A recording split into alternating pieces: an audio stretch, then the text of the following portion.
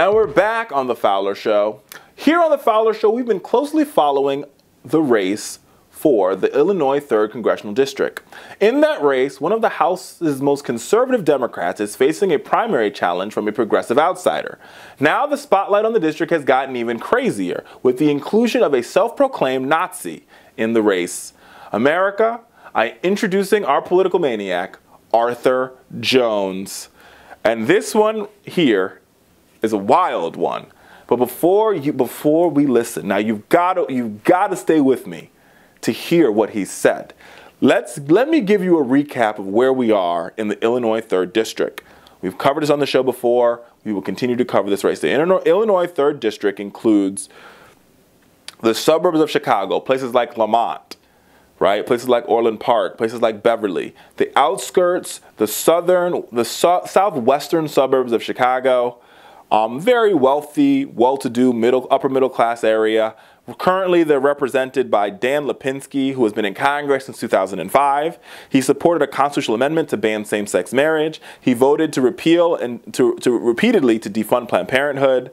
He opposed the Affordable Care Act, and he supports making it difficult for Syrian refugees to come here to the United States.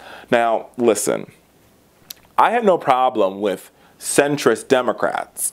What I have a problem with is individuals who vote against the self-interest of their district in order to please, I don't know who he's trying to please. But think about this guy's district. This district has a lot of Hispanic voters, has a lot of upper middle class voters and middle class voters.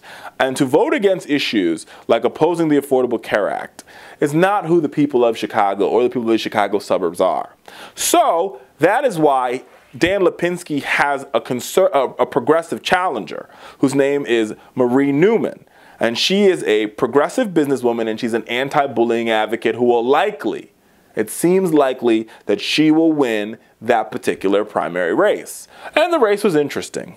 And it's got even more interesting. So now, America, I give you Arthur Jones. Let's take a listen.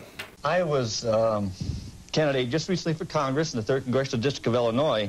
I was campaigning on the issues that I think most white people, and for that matter, most Americans feel very strongly about, and into affirmative action, to special rights for non-whites, to put the gays back in the closets, to end the murder of millions of babies by legalized abortion, to stand up for the interests of the United States in foreign affairs instead of letting the Israeli lobby dominate things. Now, if that wasn't crazy enough for you, Jones has made himself, he's the only Republican who's registered or filed to run in this particular race.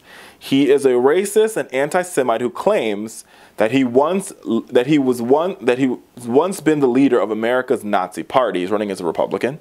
Jones made his name for himself as an outspoken Holocaust denier, calling the genocide that claimed the lives of 6 million Jews as racket and the biggest, blackest lie in history.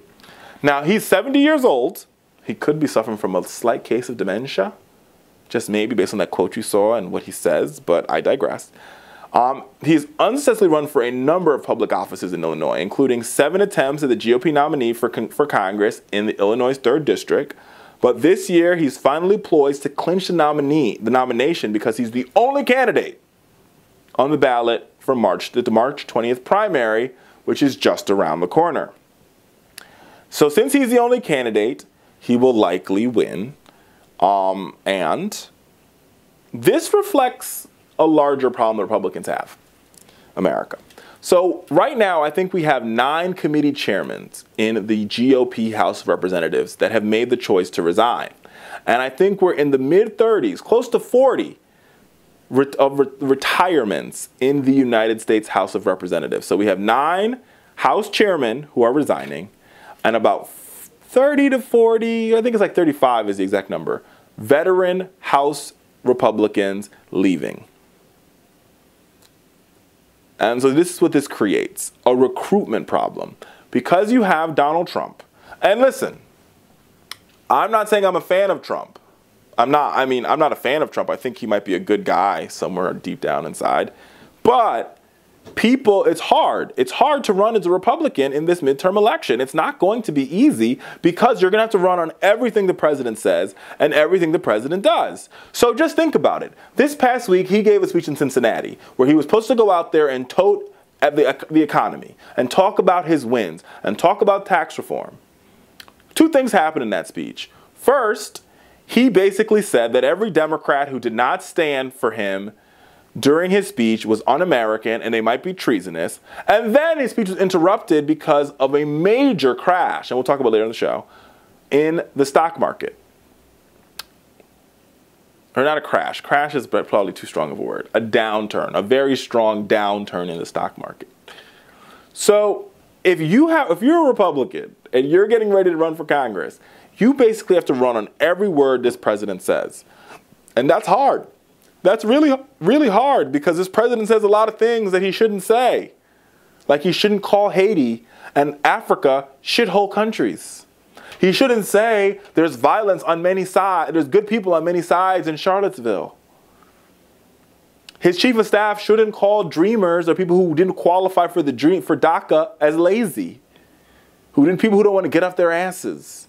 So this is not easy for Republicans. Yes, the economic numbers are working in their favor. And yes, usually, if the economics are good, the party in power wins. But this is a different set of circumstances. The economics are good, but where we are as a country when it comes to our culture, it's bad news bears. This president has the lowest approval rating ever since we've been taking approval ratings on average.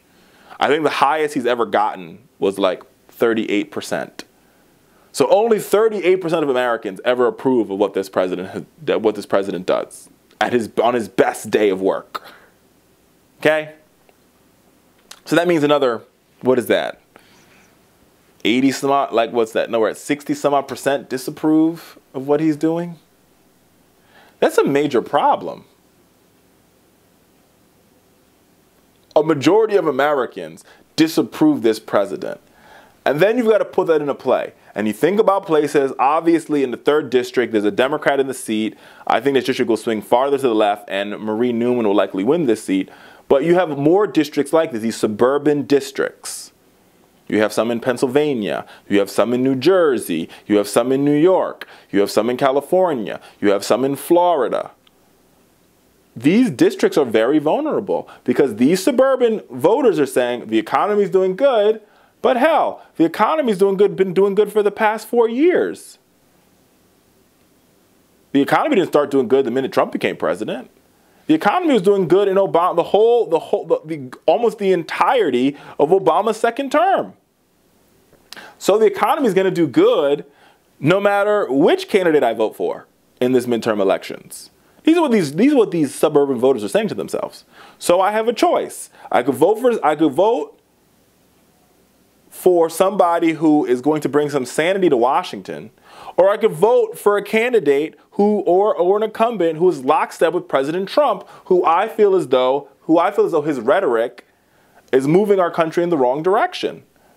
And when you have people like Arthur Jones running in the 3rd district, and remember, Arthur Jones, I'm pretty sure somehow, some way is related to people like Roy Moore, the pedophile from Alabama. If this is who the Republicans are recruiting to run for these positions, Democrats are going to have a good midterm. They're going to have a good election in November. I'm just saying.